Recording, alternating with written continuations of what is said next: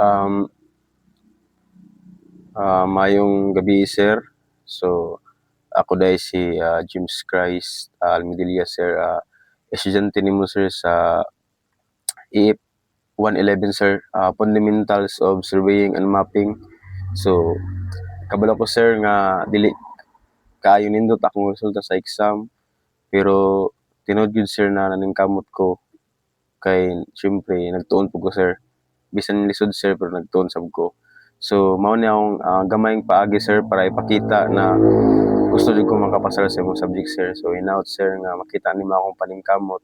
So busa sir, paminawa lang akong kanta sir. So title ni sir is papasahin mo ako. Start na sir.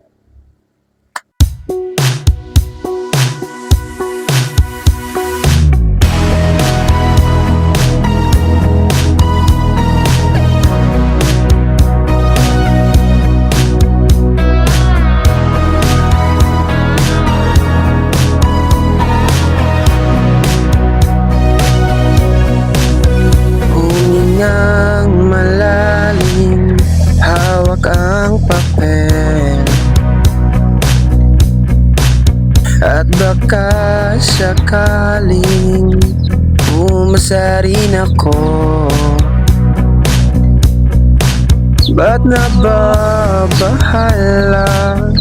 Bagsak lang naman. Di ko sinasadya, ako'y nag-review din naman. Ginawa ko naman ang lahat, nagbasa kahit na ako'y puyat. Ngunit ba't ganito pa rin? Di ko alam anong gawin. Tanging panalangin, ipasa mo sana. Dahil sa bawat quiz, mali ang sagot ko pa.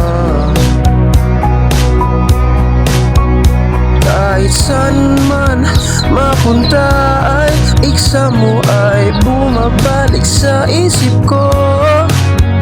Ko ay dahang-dahang bumabagsak ng buhay pa. Sana sir maawa ka. Hindi na makalaya, sa exam ako'y bagsak na naman. Tuwing may recitation, ako'y kinakabahan. Di na nanaginip, ako'y nagigising.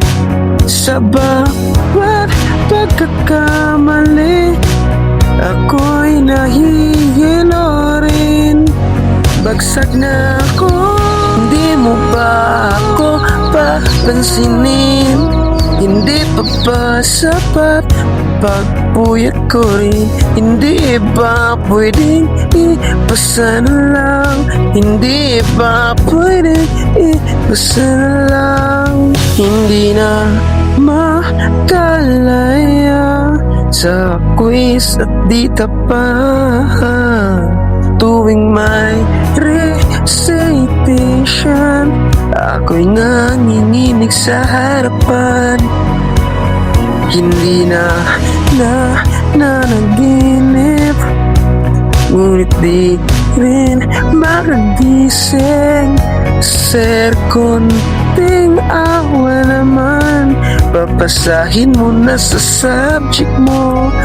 Sa subject mo, hindi mo ba ako papansinin? Hindi pa ba sapat ang pagsisikap ko rin? Hindi ba pwedeng ipasa na lang? Sana ako'y iyong maunawaan. Hindi na makalaya,